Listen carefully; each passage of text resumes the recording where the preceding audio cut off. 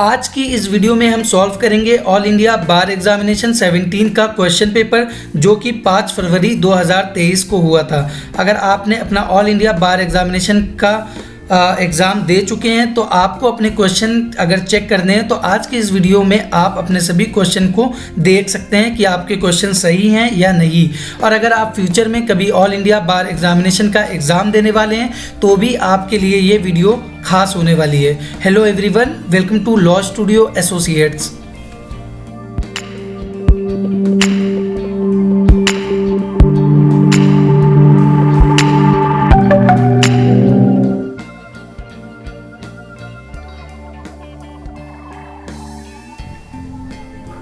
आज की इस वीडियो में हम सॉल्व करेंगे ऑल इंडिया बार एग्जामिनेशन 17 का क्वेश्चन पेपर जो कि हिंदी में है।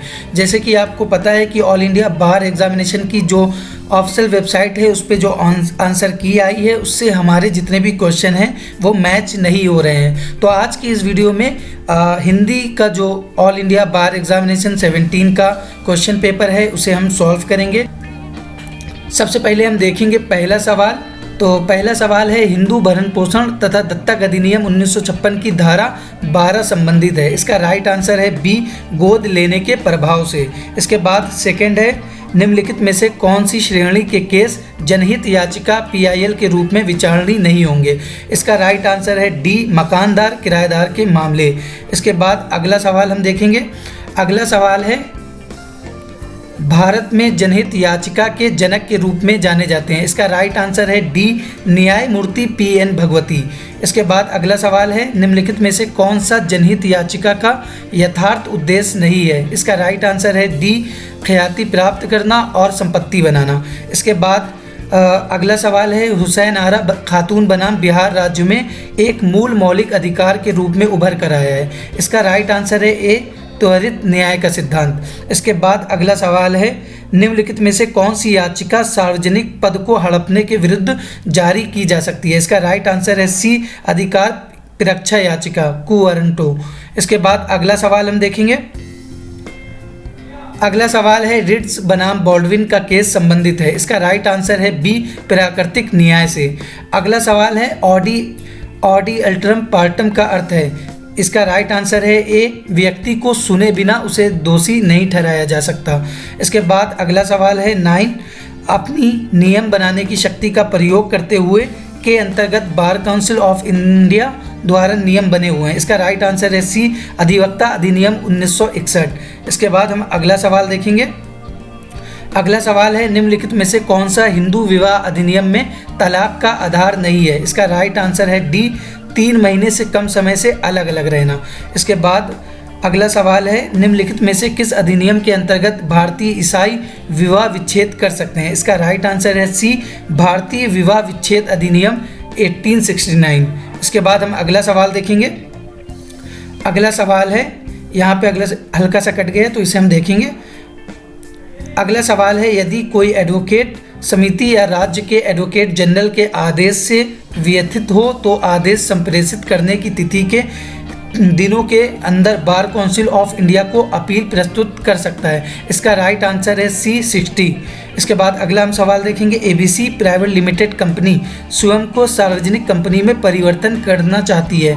ऐसा संगम ज्ञापन और संस्था के अंतर्नियम में परिवर्तन करके और डैश पारित करके किया जा सकता है। इसका राइट आंसर है बी, विशेष प्रस्ताव। इसके बाद अगला सवाल देखेंगे। नैगमिक आवरण के अनावरण और भेदन का सिद्धांत संबंधित है। इसका राइट आंसर है बी, कंपनी विधि से। इसके बाद हम अगला सवाल देखेंगे। अगला सवाल है, पर्यावरण संरक्षण अधिनियम 1986 की किस धारा के अंतर्गत राष्ट्रीय हरित प्राधिकरण NGT को अपील निहित है। इसका राइट आंसर है बी, धारा 5A। इसके बाद अगला सवाल है, निम्नलिखित में से कौन सा मौलिक कर्तव्य पर्यावरण संरक्षण से संबंधित है। इसका राइट आंसर है बी, अनुच्छेद 51A G। इसके बाद अगला सवाल हम देखेंगे। श्री ए, जो कि नियंत्रक या निर्णयन ऑफिसर के आदेश से पीड़ित था, उसने साइबर अपीली ट्रिब्यूनल को एक अपील की। बाद में साइबर अपीली ट्रिब्यूनल के आदेश से पीड़ित श्री ए में अपील कर सकते हैं। इसका राइट आंसर है सी, केवल उच्च न्यायालय में। इसके बाद अगला सवाल देखेंगे। सीरी एक्स जो कि सीरी वाई एक प्रवर्तक द्वारा इलेक्ट्रॉनिक रिकॉर्ड को प्राप्त करने के लिए आश्रित है, आईटी अधिनियम के अंतर्गत जाना जाएगा। इसका राइट आंसर है सी, प्राप्यकर्ता। इसके बाद अगला सवाल है ट्रेड यूनियन के पंजीकरण के लिए आवश्यक न्यूनतम सदस्य संख्या है। इसका राइट आंसर है डी, 7। अगला सवाल हम देखेंगे नियोक्ता द्वारा प्रमुखता पोस्ट किए गए प्रमाणित स्थायी सदस्य का टेक्स्ट और उसके अधिकतर कामगार समझ सके उस भाषा में होना चाहिए। इसका राइट आंसर है बी, अंग्रेजी। इसके बाद हम अगला सवाल देखेंगे एक अधिवक्ता प्रैक्टिस के दौरान विश्वविद्यालय द्वारा प्रमाणित किसी शैक्षणिक संस्थान में विधि का शिक्षण दे सकता है, जबकि घंटे जिसके दौरान वो विधि के शिक्षण में नियोजित हो एक दिन में डैश घंटों से अधिक ना हो। इसका राइट आंसर है बी, 3। इसके बाद अगला सवाल है निम्नलिखित में से कौन से ऐतिहासिक मामलों में एडवोकेट को व्यावसायिक कदाचार के लिए दोषी ठहराया गया क्योंकि उसने जाली कोर्ट आदेश दिया था। इसका राइट आंसर है ए, प्रताप नारायण बनाम वाईपी रायजा। इसके बाद हम अगला सवाल देखेंगे मान लीजिए कि सड़क दुर्घटना होती है तो एक एडवोकेट होने के नाते स्थिति तक पहुंचने का सही तरीका क्या है। इसका राइट आंसर है ए, एफआईआर याचिका, बीमा कंपनी को समन। इसके बाद हम अगला सवाल देखेंगे। अगला सवाल है यूबी जस इबी आइडम रिमेडियम, जहाँ क्षति है वहाँ उपचार है का सिद्धांत इसमें स्वीकृत हुआ। इसका राइट आंसर है सी, एशबे बनाम वाइट। इसके बाद अगला सवाल है ग्लूसेस्टर ग्रामर स्कूल केस निम्नलिखित में से किस सूत्र पर आधारित एक ऐतिहासिक केस है। इसका राइट आंसर है डैमनम साइन इंजूरिया। इसके बाद हम अगला सवाल देखेंगे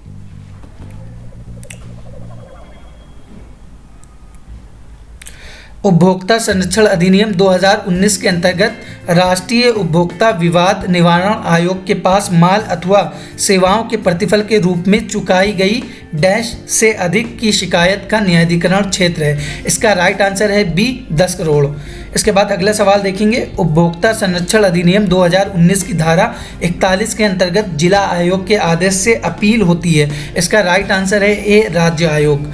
इसके बाद हम अगला सवाल देखेंगे एक व्यक्ति के लिए पिछले किसी भी वर्ष में भारत का निवासी माने जाने की शर्त ये है। इसका राइट आंसर है ए, यदि वो पिछले वर्ष के दौरान 182 दिनों या उससे अधिक अवधि में भारत में है। इसके बाद अगला सवाल देखेंगे श्री कपूर ने जनवरी 2021 में 80 लाख में एक आवासीय मकान क्रय किया। उन्होंने ये मकान अप्रैल 2022 में 94 लाख में बेच दिया। इस मामले में आवासीय मकान के विक्रय से प्राप्त लाभ के 14 लाख पर निम्नलिखित में से किस शीर्षक के अंतर्गत वसूल किया जाएगा। इसका राइट आंसर है ए, पूंजी लाभ से आय।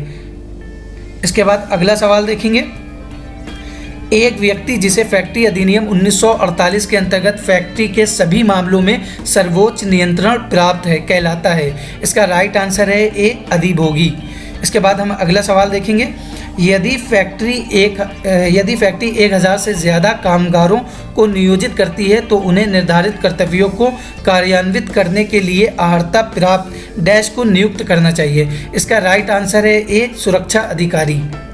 इसके बाद अगला सवाल देखेंगे बी जो एक समाचार पत्र का मालिक है पेपर में ए की विनती पर सी पर एक अपमान लेख प्रकाशित करता है और ए प्रकाशन के परिणामों और उसके संबंध में सभी लागतों और नुकसानों के विरुद्ध बी को क्षतिपूर्ति के लिए सहमत होता है। सी ने बी पर मुकदमा दायर किया है और उसे नुकसान चुकाना है और खर्च भी उठाना है। भारतीय संविदा अधिनियम 1872 की धारा 224 के आलोक में निर्णय कीजिए। इसका राइट आंसर है ए, बी को क्षतिपूर्ति के लिए उत्तरदायी नहीं है। इसके बाद अगला सवाल देखेंगे एक व्यक्ति जिसे एजेंट एजेंसी के व्यवसाय में प्रिंसिपल के रूप में कार्य करने के लिए नामित करता है नाम के अभिव्यक्त या निहित प्राधिकरण के अंतर्गत कहलाएगा।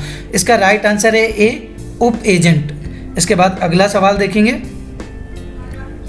एक निषेधाज्ञा सुनवाई के दौरान और वाद की योग्यता पर की गई तभी डिक्री उसे मान्य कर सकता है और प्रतिवादी शाश्वत रूप से अधिकार के समर्थन से या कार्य के स्वीकृति से लागू कर सकता है, जो वादी के अधिकार से विपरीत हो सकता है। इसका राइट आंसर है बी, चिरस्थायी।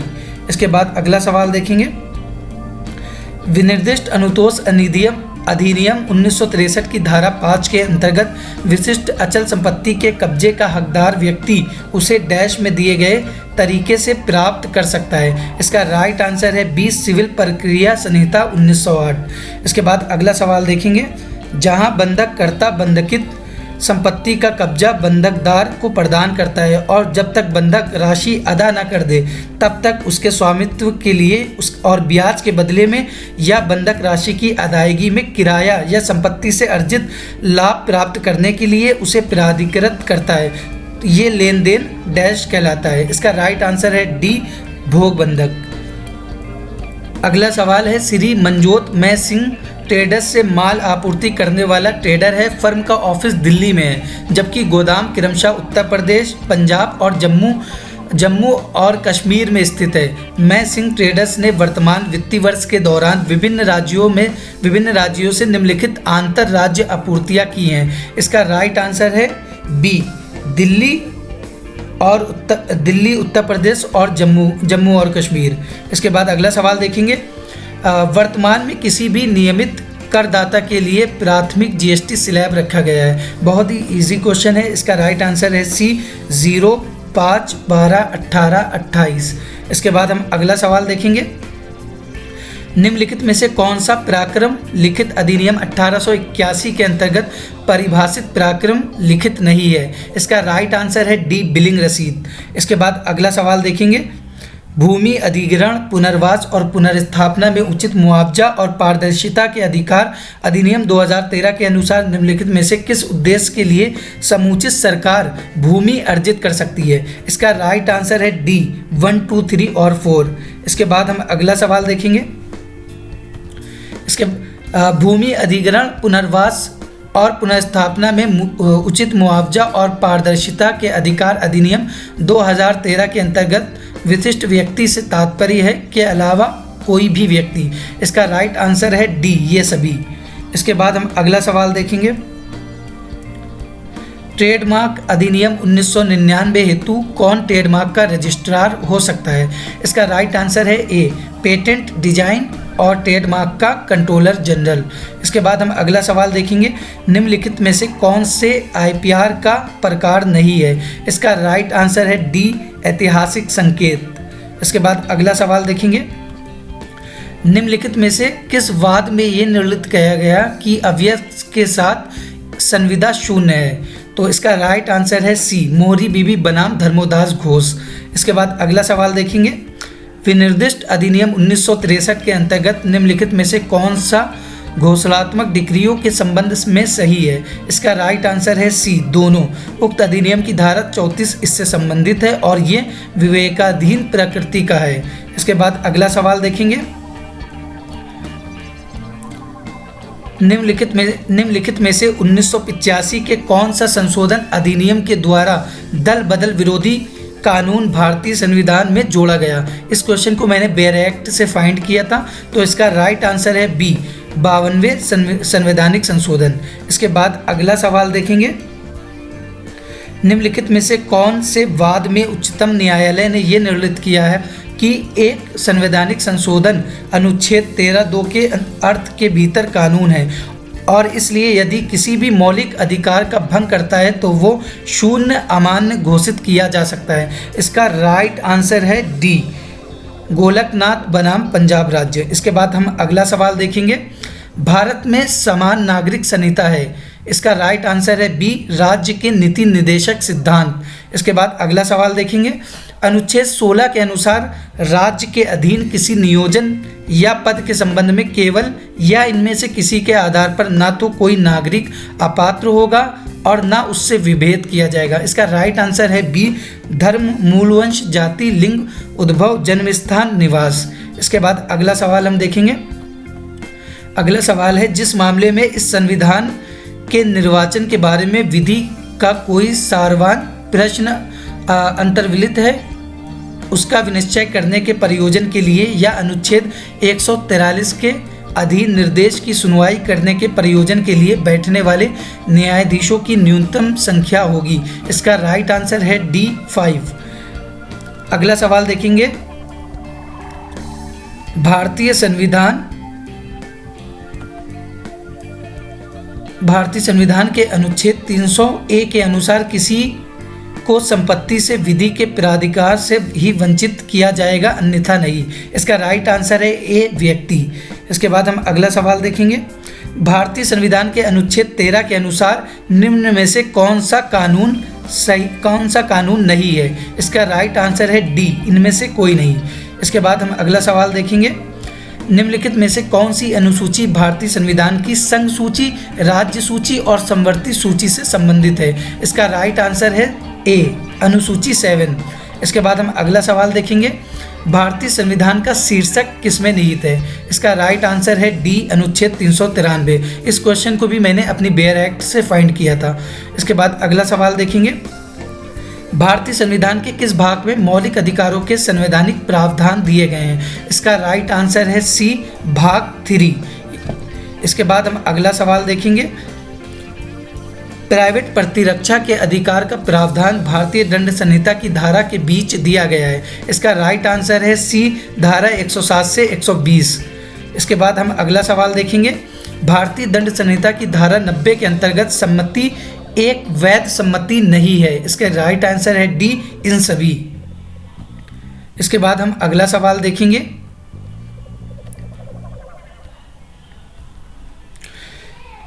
के अधीन यथा उपबंधित अनुसार माता के गर्भ में कारित हत्या मानव वध नहीं है। इसका राइट आंसर है बी, धारा 299 के स्पष्टीकरण 3 में। इसके बाद हम अगला सवाल देखेंगे, भारतीय दंड संहिता के अंतर्गत मानहानि के लिए दंड साधारण कारावास जो डैश अवधि तक बढ़ाया जा सकता है या जुर्माना या दोनों है। इसका राइट आंसर है ए, 2 वर्ष।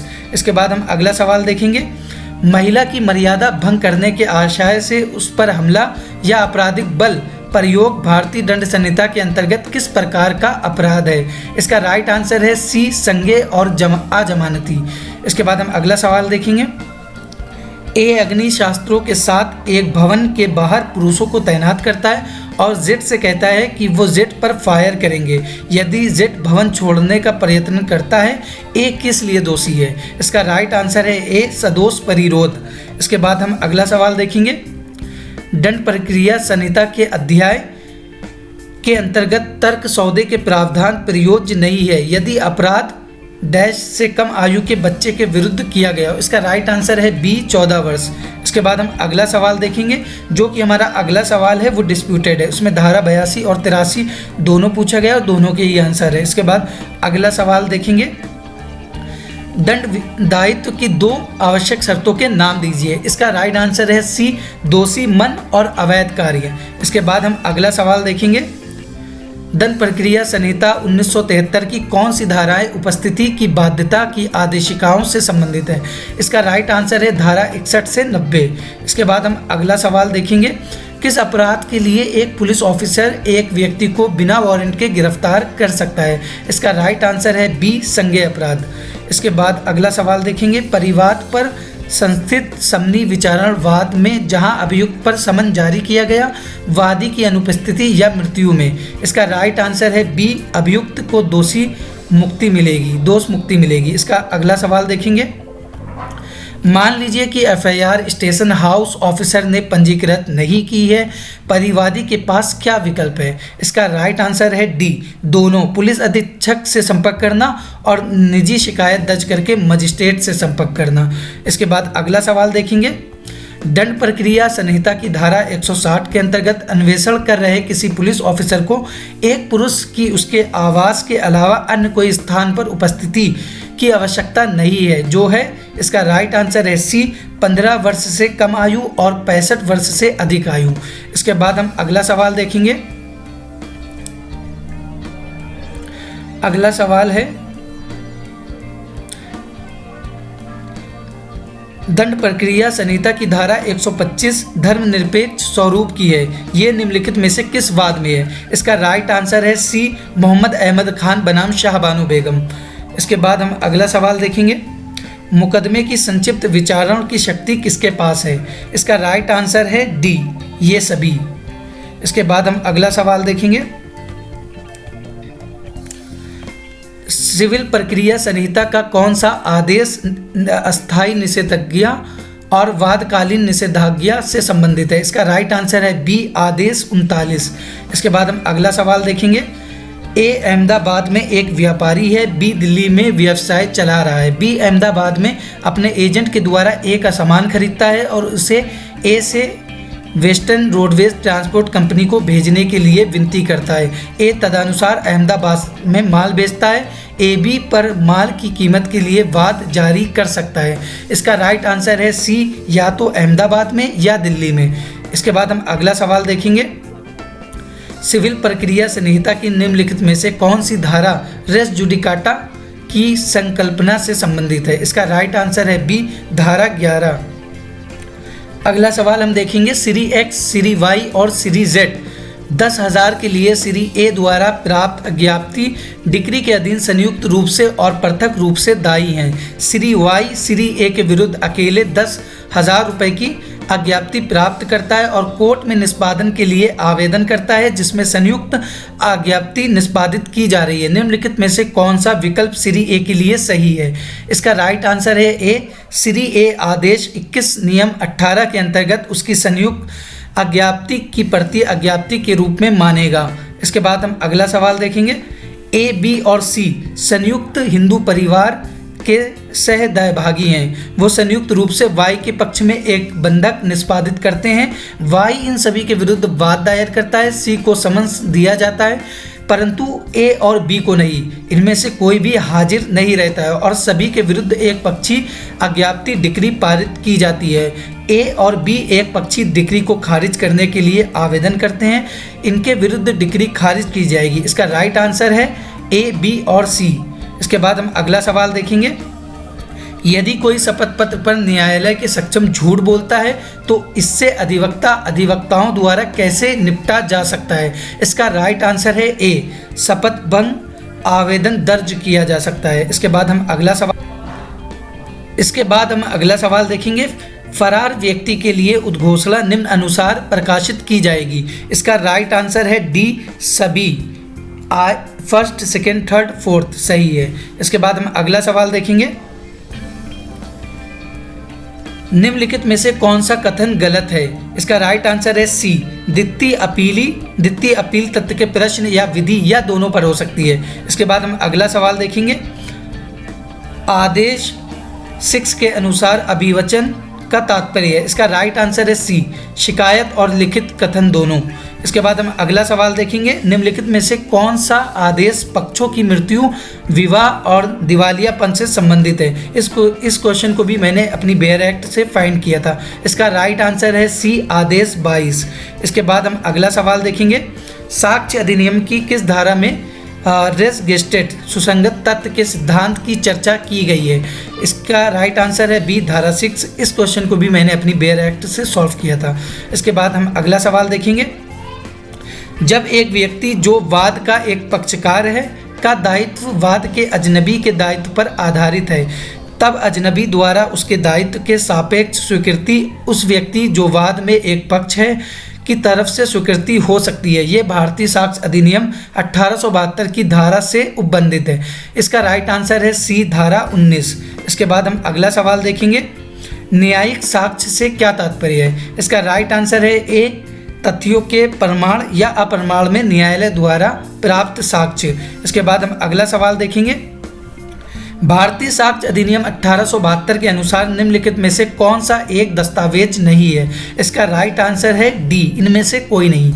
इसके बाद हम अगला सवाल देखेंगे, दहेज मृत्यु के बारे में उपधारणा किस धारा के अंतर्गत दी गई है? इसका राइट आंसर है बी, धारा 113 खा। इसके बाद हम अगला सवाल देखेंगे, भारतीय साक्ष्य अधिनियम 1872 की धारा 63 के अनुसार निम्नलिखित में से कौन सा द्वितीयक साक्ष्य नहीं है? इसका राइट आंसर है डी, धारा 63 के अंतर्गत प्रमाणित नहीं हुई प्रतियां।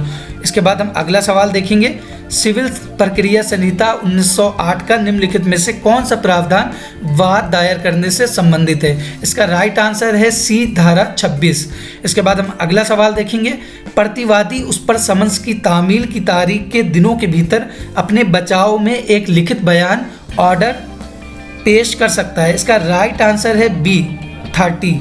इसके बाद हम अगला सवाल देखेंगे। निम्नलिखित विवाचक प्राधिकरण प्रक्रिया के नियमों के निर्धारण में द्वारा आबद्ध नहीं होगा। इसका राइट आंसर है डी, दोनों, सिविल प्रक्रिया संहिता 1908 और भारतीय साक्ष्य अधिनियम 1872। इसके बाद हम अगला सवाल देखेंगे। मध्यस्थता और सुलह अधिनियम 1996 निम्नलिखित में से कौन सी धारा मध्यस्थता करार से संबंधित है? इसका राइट आंसर है बी, धारा 7। इसके बाद हम अगला सवाल देखेंगे। किन परिस्थितियों में मध्यस्थ कार्रवाइयों को समाप्त किया जा सकता है? इसका राइट आंसर है ए, 1 और 3। इसके बाद हम अगला सवाल देखेंगे।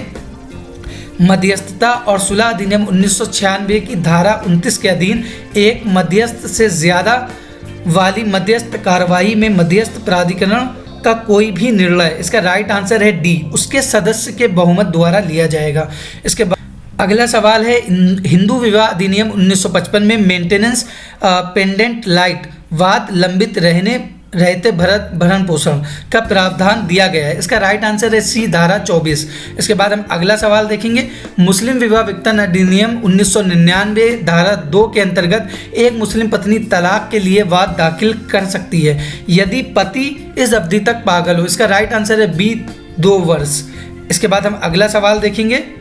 एक मुस्लिम महिला के पास दंड प्रक्रिया संहिता 1973 की धारा 125 से 128 के प्रावधानों द्वारा शासित होने के विकल्प हैं। मुस्लिम महिला तलाक पर अधिकारों का संरक्षण अधिनियम 1986 की कौन सी धारा इससे संबंधित है? इसका राइट आंसर है ए, धारा 5। इसके बाद अगला सवाल देखेंगे।